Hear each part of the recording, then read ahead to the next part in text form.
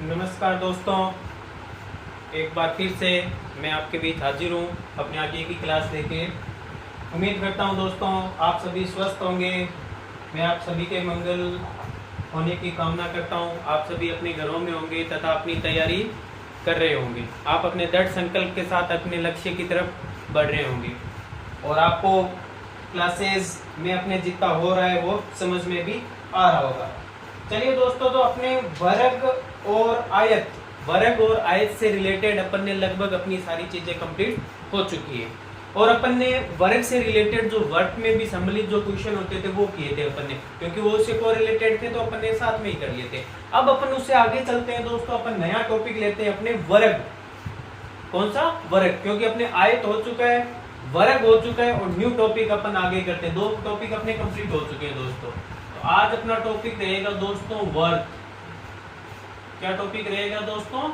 वर्ग।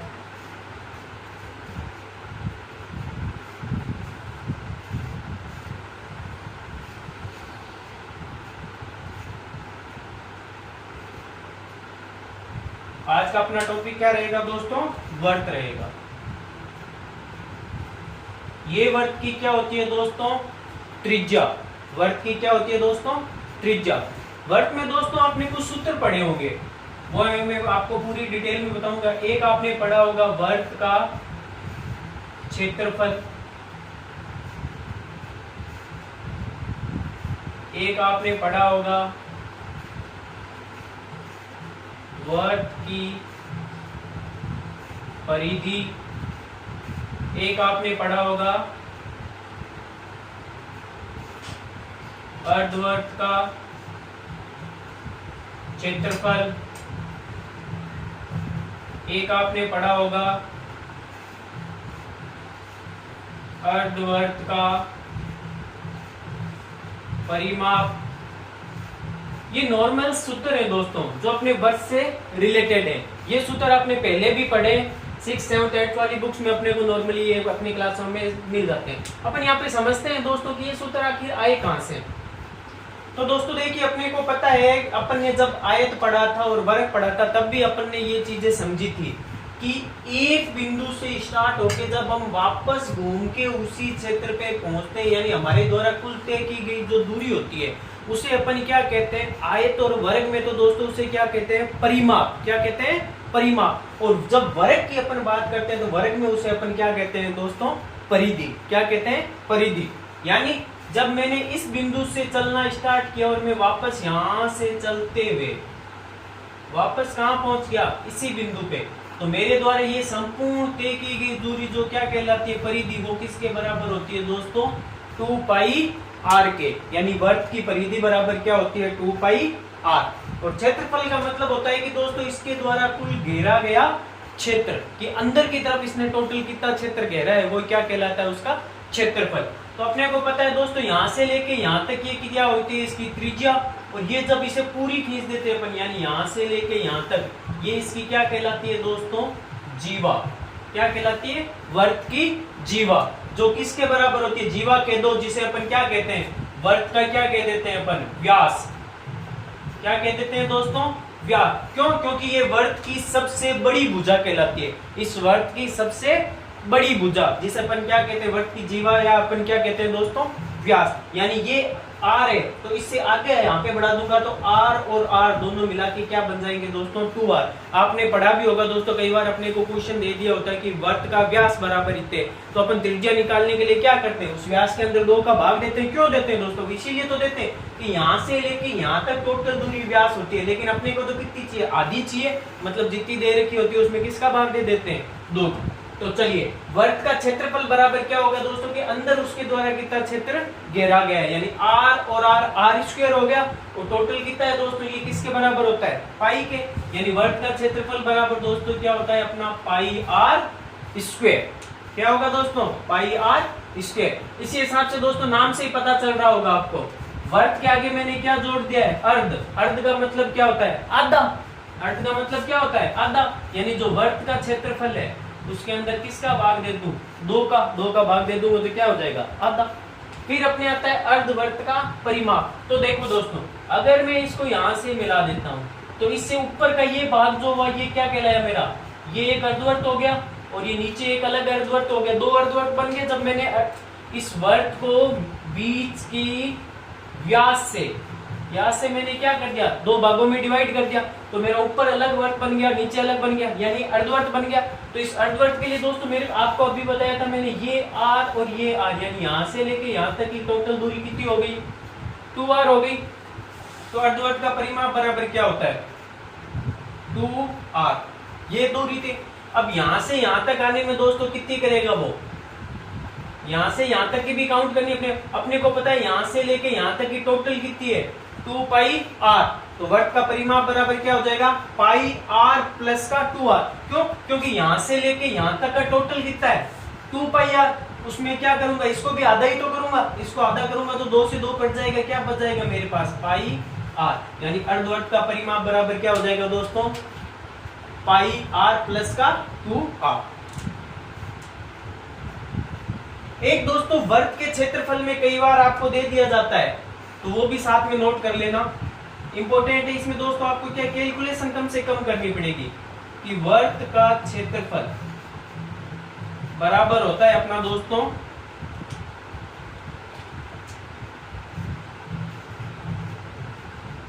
परिधि का स्क्वायर बट्टे में 4π। इंपॉर्टेंट है दोस्तों, कई बार क्वेश्चन में अभी अपन करेंगे, फॉर एग्जांपल की तरह आपको दे रखा होता है कि यदि किसी वर्त की परिधि बराबर 88 सेंटीमीटर है, यदि किसी वर्त की परिधि बराबर 44 सेंटीमीटर है, तो उस वर्त का क्षेत्रफल ज्ञात करो। तो अगर अपने को ये सूत्र याद है तो दोस्तों अपन 1-2 सेकंड में अपन इसका आंसर निकाल लें, वरना कई बार क्या होता है दोस्तों, अपन पहले उसकी क्या ज्ञात करते हैं, त्रिज्या ज्ञात करते हैं, फिर त्रिज्या का मान निकाल के इस सूत्र में रखते हैं, तो उसमें थोड़ा सा टाइम ज्यादा लगता है। उतार लिया होगा आपने। चलिए दोस्तों, तो अभी इन सूत्रों पे आधार पर अपन 1-2 क्वेश्चन करते हैं, उसके बाद अपन उससे आगे बढ़ते हैं। अपना क्वेश्चन है दोस्तों,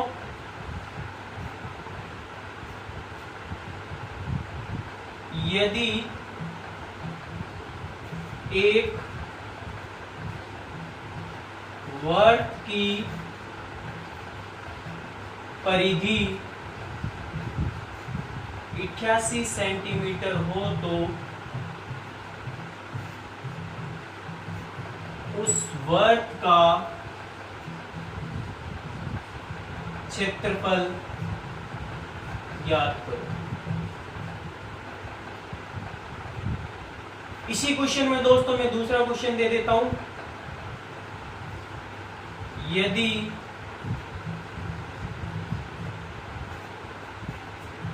वर्त की परिधि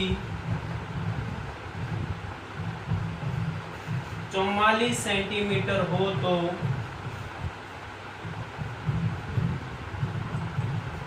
अर्धवर्त का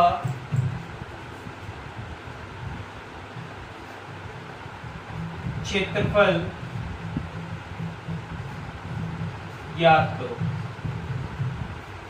देखिए दोस्तों, पैटर्न दोनों का सेम ही है। अपने को तो एक में परिधि देके क्या पूछा है, वर्त का क्षेत्रफल, दूसरे में परिधि देके उसने इस बार किसका पूछ लिया, अर्धवर्त का क्षेत्रफल। तो दोस्तों अभी जो सूत्र किए थे अपन ने, देखो इसके करने के 2 पैटर्न होते हैं, मैं दोनों पैटर्न से आपको बता देता हूँ। टाइप फर्स्ट तो अपना क्या रहेगा दोस्तों कि मेरे को परिधि बराबर दे रखी है, यानी 2πr बराबर मेरे को कितना दे रखा है, 88 दे रखा है। पाई का मान दोस्तों आप सभी को पता है कितना होता है, 22/7 बराबर कितना दे रखा है, 88। 22 के पाड़े से दोस्तों कितनी बार गया, 4 बार। 2 के पाड़े से कितनी बार, 2 बार। तो r बराबर 7 दूनी 14। पहले मैं ये r का मान निकालूंगा, फिर मैं ये r का मान किस में रखूंगा, मेरे को किसका मान चाहिए, वर्त के क्षेत्रफल का। तो वर्त का क्षेत्रफल बराबर क्या होता है दोस्तों, πr²। इसमें मैं मान रखूंगा पाई का मान 22/7, r का मान मेरे कितना है दोस्तों, 14 इंटू 14, 7 के पाड़े से 2 बार, 44 को 14 से गुणा करूंगा, मेरा आंसर आ जाएगा। एक तो अपना ये पैटर्न है दोस्तों कि मैं इसको इतना लंबा करूं, कितना होगा दोस्तों, गुणा कर लेना, 616 आएगा।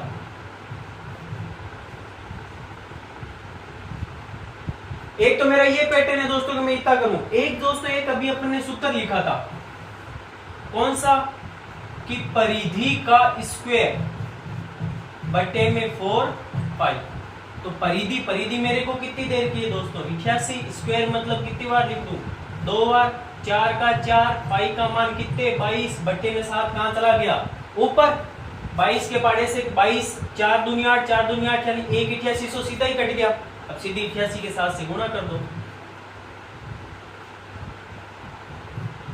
एक लाइन में आंसर दोस्तों। ये अपना सेकंड टाइप है, यानी अपन क्वेश्चन को देखेंगे बगैर कैलकुलेशन किए ही अपने 2 से 3 सेकंड में अपना आंसर आ जाएगा। एक बार आपको ये गौर से बेस ध्यान में रखना है, देखना है दोस्तों।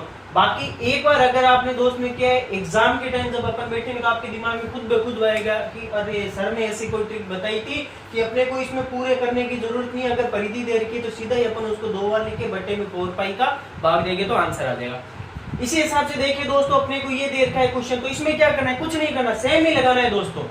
क्यों लगाना है, क्योंकि दोस्तों अपने को क्या पूछा है उसमें क्षेत्रफल, तो अपने को ये पता है कि अर्धवर्त का क्षेत्रफल जो होगा वो वर्त के क्षेत्रफल का क्या होगा आधा होगा। तो इसमें अपन क्या करेंगे दोस्तों 44 गुणा 44 बट्टे में कितना 4 पाई, पाई का मान कितना 22 बट्टे 7, तो 22 के पाड़े से 2 बार, 4 के पाड़े से 11 बार, कितना आ गया 11 दूनी 22 गुणा में 7। ये किसका क्षेत्रफल है दोस्तों मेरे पास वर्त का, किसका आया वर्त का, निकालना किसका है अर्धवर्त का, तो किसका भाग दे दूं 2 का, 2 से कितनी बार यानी मेरा कितना आ गया 77 सेंटीमीटर।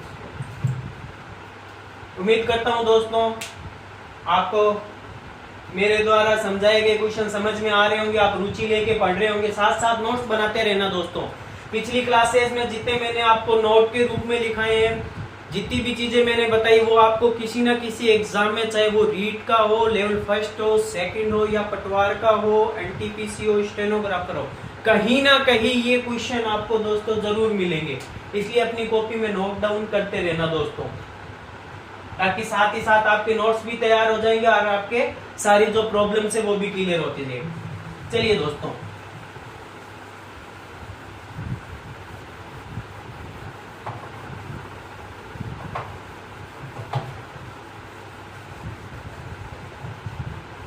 अब एक दो चीजें हैं दोस्तों जो सीधी क्वेश्चन में क्वेश्चन के फॉर्मेट के रूप में ही आती है कि 3 त्रिभुज जो वर्ताकार जो क्षेत्र होता है यानी वर्त का छायांकित भाग का क्षेत्रफल ज्ञात करना, कि जब एक वर्त जो होते हैं ये वर्त एक दूसरे को क्या करते हैं स्पर्श करते हैं, तो इनके द्वारा जो छायांकित भाग का क्षेत्रफल बनता है उसको ज्ञात करना। तो सबसे पहले तो दोस्तों अपने को ये चीज ध्यान रखनी है कि कम से कम 2 वर्त के बीच में छायांकित भाग होने के लिए 3 वर्तों का आपस में स्पर्श करना जरूरी है, क्योंकि दोस्तों अपने को पता है कि जब ये पहला वर्त इस वर्त को क्या कर रहा है स्पर्श कर रहा है, तो इनके बीच में कोई छायांकित भाग है क्या दोस्तों नहीं है। लेकिन जैसे ही मैं यहाँ पे एक तीसरा वर्त और बना देता हूं दोस्तों, तो देखिए अब इन दोनों के बीच में ये एक छायांकित भाग बन रहा है, ये देखिए बन रहा है। तो दोस्तों ये क्वेश्चन पटवार में आ भी चुका है दोस्तों। जब भी छायांकित भाग का अपने को पूछे कि वर्त समान त्रिज्या के वर्त कैसे होने चाहिए दोस्तों समान त्रिज्या के, जब समान त्रिज्या के वर्त आपस में एक दूसरे को स्पर्श करें और आपको क्षेत्रफल पूछे दोस्तों इंपॉर्टेंट है। मैंने आपको इसमें हो सकता है पिछली क्लास आपने देखी हो तो उसमें मैंने आपको 4 वर्तों से घिरे हुए भाग का क्षेत्रफल का एक क्वेश्चन करवाया था, कितने से 4 वर्त से घिरे हुए। मैं अभी आज रिपीट भी कर दूंगा वापस। तो ये दोस्तों सीधा आपको डायग्राम बना हुआ मिलेगा, आपको सब कुछ मिलेगा। आपको तो ओनली जो चीज मैं बता रहा हूँ उस चीज को ध्यान रखनी है, अपने सीधा 2 से 3 सेकंड में सीधा ही आंसर आएगा। जब भी आपको दोस्तों ऐसा चित्र बनेगा तो उसमें दोस्तों आपको एक चीज ध्यान रखना है, एक समबाहु त्रिभुज बना हुआ मिलेगा। समबाहु त्रिभुज मतलब क्या दोस्तों, जिसकी तीनों भुजाएं क्या होगी समान, तीनों भुजाओं का मान क्या होगा समान होगा, समबाहु त्रिभुज। जैसे मैंने आपको 4 भुजाओं वाली आकृति मैंने बताई थी दोस्तों कि जब भी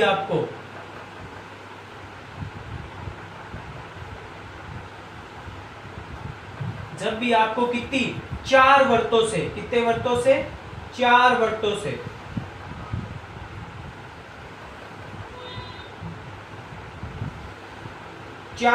से घिरे हुए भाग का क्षेत्रफल होगा, तो दोस्तों यहाँ पे ये छायांकित भाग बनेगा।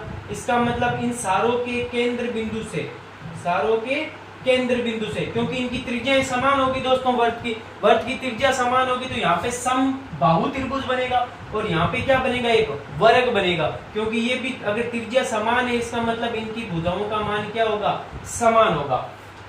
जब भी आपको ऐसा क्वेश्चन पूछे दोस्तों और कहे तो अपने को दोस्तों एक तो इसका सबसे दी बेस्ट पैटर्न है, लेकिन उसमें टाइम लगता है दोस्तों, कि जब भी आपको दो आकृतियों के बीच में किसी छायांकित भाग का क्षेत्रफल पूछा जाए तो बड़ी आकृति के क्षेत्रफल में से आप छोटी आकृति के क्षेत्रफल को घटा दीजिए, आपके छायांकित भाग का क्षेत्रफल आ जाएगा। लेकिन दोस्तों कंपटीशन लेवल की जो एग्जाम्स होती है उन एग्जाम्स में अगर दोस्तों अपन इस पैटर्न को फॉलो करते हैं तो इसमें दोस्तों अपने टाइम कम लगता है, जिस वजह से दोस्तों अपने क्या होता है कि कई बार स्टूडेंट्स जो होते हैं जो 13 में से 28 क्वेश्चन अटेंड कर पाते हैं तो 2 क्वेश्चन उनके क्या हो जाते हैं, लैप्स होते हैं। वो किस वजह से, इसी टाइम की वजह से, क्योंकि वो टाइम मैनेज नहीं कर पाते, वो लॉन्ग पैटर्न को अपनाते हैं, जिस वजह से उनके क्या हो जाता है, जो इस क्वेश्चन में उनको 3 सेकंड के करीब लगने वाले थे उन्हीं क्वेश्चन में उनके 5 सेकंड के करीब लग जाते हैं और वो क्या कर जाते हैं, अपने टाइम को वहां पे क्या हो जाता है, उनका टाइम लग जाता है।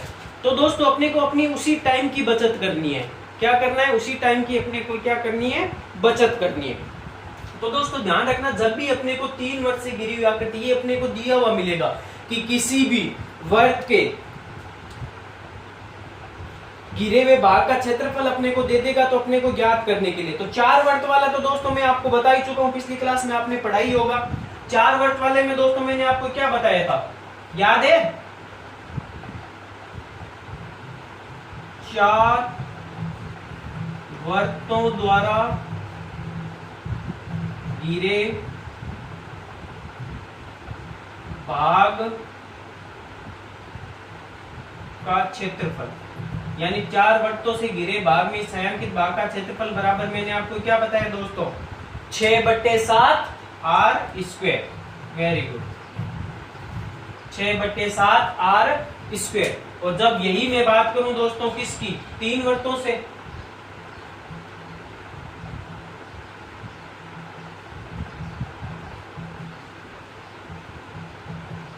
तीन वर्तों से घिरे भाग लिख लो, चाहे छायांकित भाग लिख लो, 3 वर्तों से घिरे भाग का क्षेत्रफल, इसमें बराबर क्या होगा, मैं दोनों पैटर्न बता दूंगा दोस्तों, लॉन्ग पैटर्न भी, हाफ पैटर्न भी। लॉन्ग पैटर्न में पहले अपन क्या करेंगे, समबाहु त्रिभुज का क्षेत्रफल निकालेंगे, जो क्या होता है दोस्तों √3/4 भुजा का स्क्वायर। उसके बाद अपन क्या करें, इस त्रिज्य खंड का क्षेत्रफल, इस त्रिज्य खंड का क्षेत्रफल, इस त्रिज्य खंड का क्षेत्रफल, तीनों त्रिज्य खंड का क्षेत्रफल निकाल के इसमें से माइनस कर देंगे। एक त्रिज्य खंड का क्षेत्रफल बराबर क्या होता है दोस्तों, πr² θ/360। क्यों, क्योंकि अपने पास अपने को पता है दोस्तों पाई का मान 22/7, r बराबर अपने को कुछ ना कुछ त्रिज्या दे रखी होगी, थीटा बराबर अपने को पता है दोस्तों कि समबाहु त्रिभुज ऐसा त्रिभुज जिसकी तीनों भुजाएं, तीनों कोण समान यानी 60 डिग्री का कोण भी होगा, तो उससे अपन क्या कर लेंगे, मान निकाल लेंगे। उसी हिसाब से इसमें क्या करेंगे, वर्ग के क्षेत्रफल में से 4 त्रिज्य खंड का क्षेत्रफल घटा देंगे, तो उस हिसाब से आएगा। लॉन्ग टर्म से भी वही आंसर आएगा, शॉर्ट ट्रिक से भी अपने वही आंसर आएगा। इसमें अपने दोस्तों 4 वर्ग वाले में सीधा 6/7 r² से आपका आंसर आ जाएगा। इसमें दोस्तों अपने 2 है, एक आंसर आता है पाई में, सेकंड सीधी संख्याओं में, तो मैं दोनों ही आपको बता देता हूं, दोनों से ही आंसर सेम ही निकलेगा दोस्तों। एक आपका है दोस्तों की √3 - π/2 r², या दोस्तों अगर मैं इसे सिंप्लीफिकेशन करके यानी √3 का मान रख के, पाई का मान रख के हल करके, इस ब्रैकेट को हल करके जब मैं हल करता हूं इसको, तो लगभग क्या दोस्तों, लगभग यानी अगर इसका आंसर आपके 7.86 आ रहा है तो इसका आंसर आपके 7.8 ही आएगा। आगे 0.12 का फर्क होता है तो वो कोई फर्क नहीं होता, वो नगण्य होता है मैथमेटिक्स में दोस्तों। और आपको भी पता है मैथ्स में कभी भी आपके ऑप्शन वो आपके ऐसे नहीं देगा, 7.6 7.4 कभी नहीं देता क्षेत्रमिति के क्वेश्चंस में। तो इसमें आप तो या तो ये लगा सकते हो, या दोस्तों आप सीधा ये लगा सकते हो 4/25 r का स्क्वायर। नोट कर लीजिए दोस्तों, फिर इससे रिलेटेड मैं आपको एक क्वेश्चन करवा देता हूं। उम्मीद करता हूं दोस्तों आपको वीडियो पसंद आ रहे होंगे। इन्हीं ट्रिक्स के माध्यम से दोस्तों आप क्या कर सकते हो, अपने क्वेश्चंस को 2 से 3 से ज्यादा दोस्तों आपके 20 से 30 सेकंड से ज्यादा समय नहीं लगेगा। 20 से 30 सेकंड तो हाईएस्ट है दोस्तों, 30 सेकंड से ज्यादा समय लगना ही नहीं है। उतार लिया होगा।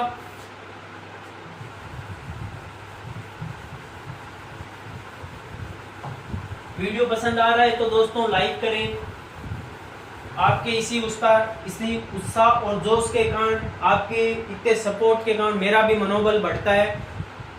आप वीडियो पे एक लाइक दें ताकि जिससे मैं आपके साथ हमेशा बना रहूंगा और आपको अपनी लक्ष्य के पहुंचाने तक मैं तत्पर रहूंगा।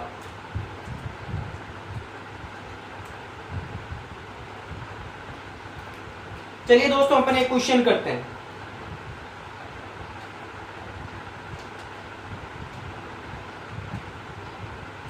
दोनों बेस पे ही कर लेते हैं दोस्तों। मैं सीधा ही सूत्र के मैथ से बताऊंगा आपको, क्योंकि दोनों का सूत्र सेम ही रहेगा दोस्तों।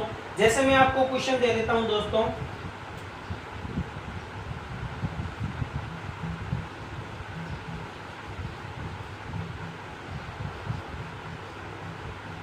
एक वर्त की त्रिज्या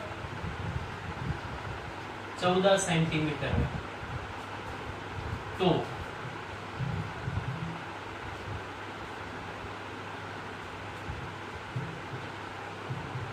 तीन वृत्तों द्वारा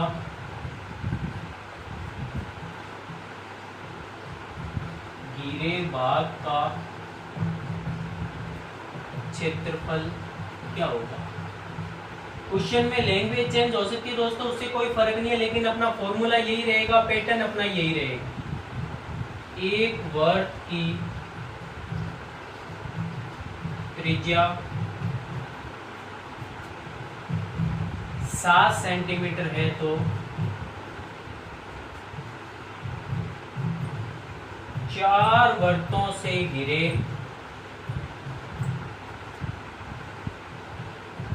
भाग का क्षेत्रफल ज्ञात करो।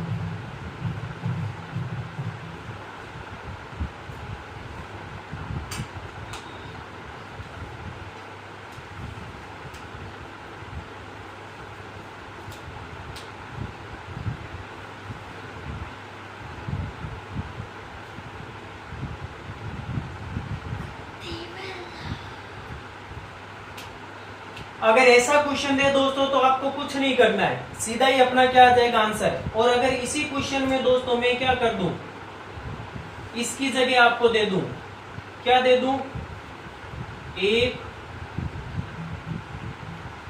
त्रिभुज की भुजा,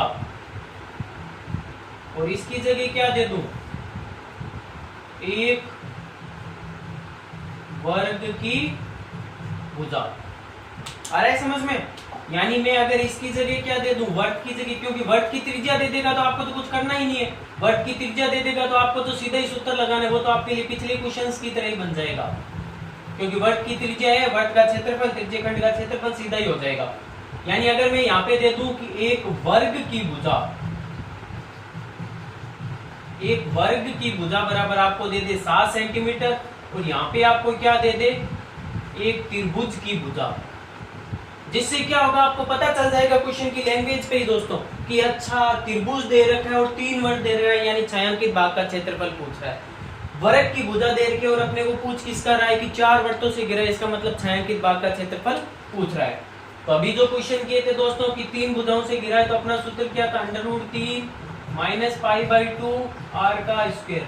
कई बार तो एग्जाम में क्या करता है दोस्तों कि सीधा ही इसी बेसिस पे अपने को सीधा ही दे देता है, ऑप्शन में आपको यही मिलेगा, √3 - π/2 को तो वो हिलाता ही नहीं, ऐसा ही रखता है। तो आपको तो इतना दिमाग में रखना है कि उस दिन क्लासेस में हमने ये पढ़ा था, अपन ने उस दिन क्लास से अपने ये नोट डाउन किया था कि बाद में जो होता है वो r का स्क्वायर होता है। तो दोस्तों ये अपने को क्या दे रखी है, त्रिभुज की भुजा दे रखी है, तो भुजा का आधा क्या होगा, अपने r त्रिज्या का मान होगा, यानी r बराबर मेरी यहाँ से कितनी क्या आ जाएगी दोस्तों, 14/2, यानी r का मान मेरे कितना आ गया, 7। तो इस r का मैं क्या कर दूं, स्क्वायर कर दूं, तो मेरा आंसर क्या आ जाएगा दोस्तों, √3 π/2, r की जगह क्या हो गया, 7 का स्क्वायर 49। पहला आंसर तो दोस्तों ये है। दूसरा आंसर क्या है दोस्तों कि अगर मैं इस क्वेश्चन को पूरा हल करना चाहूं, यानी अगर वो आपको पॉइंटों में आंसर दे, किसमें आंसर दे दोस्तों, वो आपको पॉइंटों में, अगर पॉइंटों में आंसर देगा तो दोस्तों अपने को क्या करना है, अभी मैंने आपको बताया था 4/25, 7 का स्क्वायर यानी 49। इसे हल करोगे तो आपके आंसर किस में आएगा दोस्तों, पॉइंटों। आ रहा है समझ में। इसी हिसाब से दोस्तों अपने 4 वर्त वाला किया था, कौन सा किया था, 6/7 r का स्क्वायर। तो 6/7 का 6/7, r का मान यहाँ से कितना हो जाएगा दोस्तों, r बराबर क्या हो जाएगा 7/2 यानी 3.5। तो 3.5 गुणा 3.5, पॉइंट हट गया बटे में 10, पॉइंट हट गया बटे में 10। 7 के पाड़े से कितनी बार 5 बार, 5 के पाड़े से कितनी बार 2 बार, 2 के पाड़े से कितनी बार 3 बार। गुणा करने पर 105, 10 एक संख्या पे बार पॉइंट लगा दो यानी कितना आ गया दोस्तों 10.5। तो दोस्तों कैलकुलेशन कुछ नहीं है, ये तो मैं अभी आपको बता रहा हूं तो पूरी करने के बाद जब आप इसको अपने हाथों से करोगे ना तो आपके 13 सेकंड में आंसर्स निकलेंगे। क्योंकि मैथमेटिक्स ऐसा सब्जेक्ट है दोस्तों जिसमें अपन जितनी ज्यादा से ज्यादा प्रैक्टिस करेंगे, जितनी ज्यादा से ज्यादा कैलकुलेशन अपने हाथों से करते हैं, वो आंसर्स जो होते हैं वो इतने जल्दी होते हैं कि अपने को। और कई बार क्या है कि जिन बंदों ने अपने हाथों से कैलकुलेशन नहीं कर रखी होती है उनको यही कैलकुलेशन क्या करती है, टफ लगती है। वो सोचते हैं अरे यार ये कैसे होगा, इस चक्कर में वो क्या करते हैं इजी क्वेश्चन को भी छोड़ देते हैं। किस कारण, ओनली कैलकुलेशन के कारण। उतार लीजिए।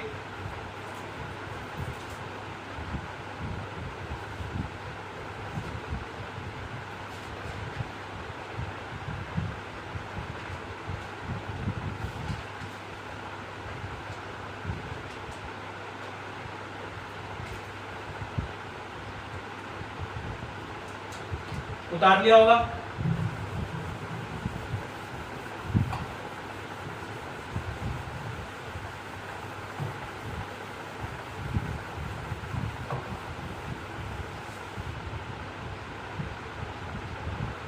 वर्ड से रिलेटेड दोस्तों दो क्वेश्चंस और बनते हैं।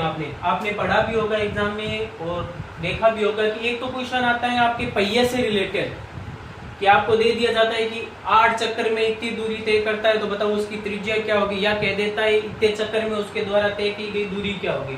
तो उसमें अपने को क्या है दोस्तों, एक फिक्स फॉर्मूला है वो अपने को याद रखना है। कौन सा?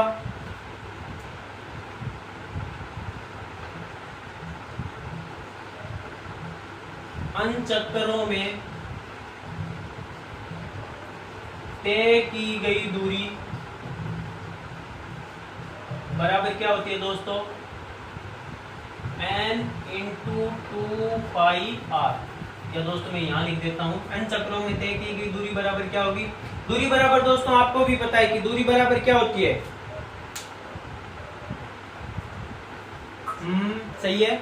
दूरी बराबर क्या होगी कि एक चक्कर में तय की गई दूरी वो पूछ रहा है। तो एक चक्कर में तय की दूरी किसके बराबर होगी, अभी अपन ने किया था पूरा राउंड अप करेगा वो यहाँ से, यानी पूरा यहाँ से लेके यहाँ तक पूरा बढ़ के एक चक्कर निकालेगा, यानी उसकी परिधि होगी एक, तो क्या होगी 2πr। वो किसके बराबर होगी, चक्करों की संख्या के। कि चक्कर की संख्या अगर अपने को पूछे कि n इंटू 2πr, अपन यही तो कहते हैं। तो दूरी बराबर क्या होगी n इंटू 2πr।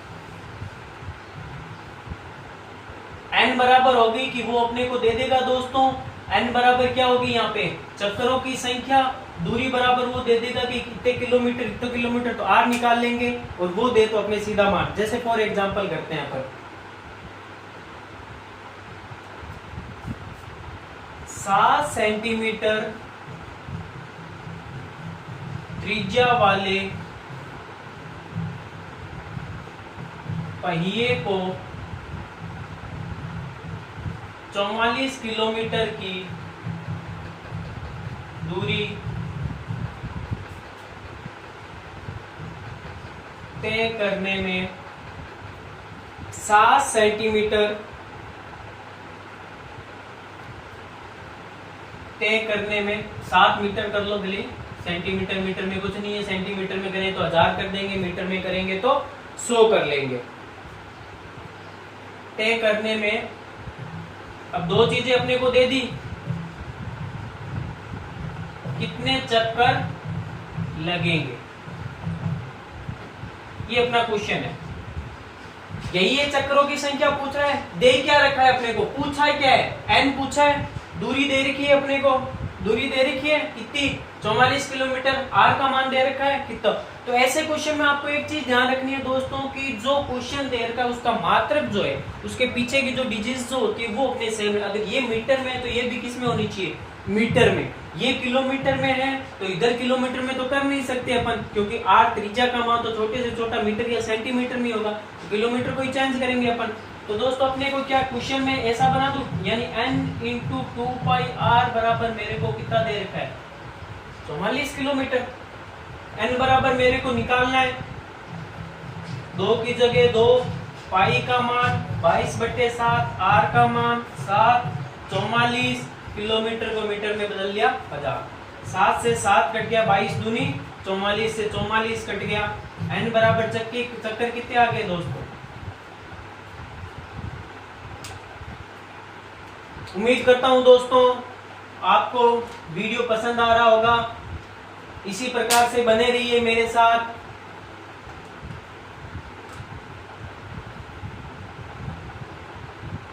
ठीक है,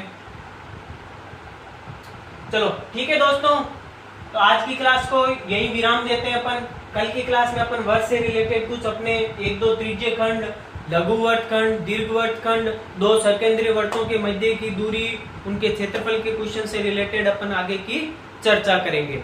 दोस्तों वीडियो पसंद आए तो लाइक करना, शेयर करना ज्यादा से ज्यादा अपने दोस्तों तक, ताकि उनको भी इस चीज का बेनिफिट मिल सके। इसी के साथ दोस्तों आपके शुभ स्वास्थ्य की कामना के साथ आज की क्लास को विराम देता हूं। जय हिंद, जय भारत।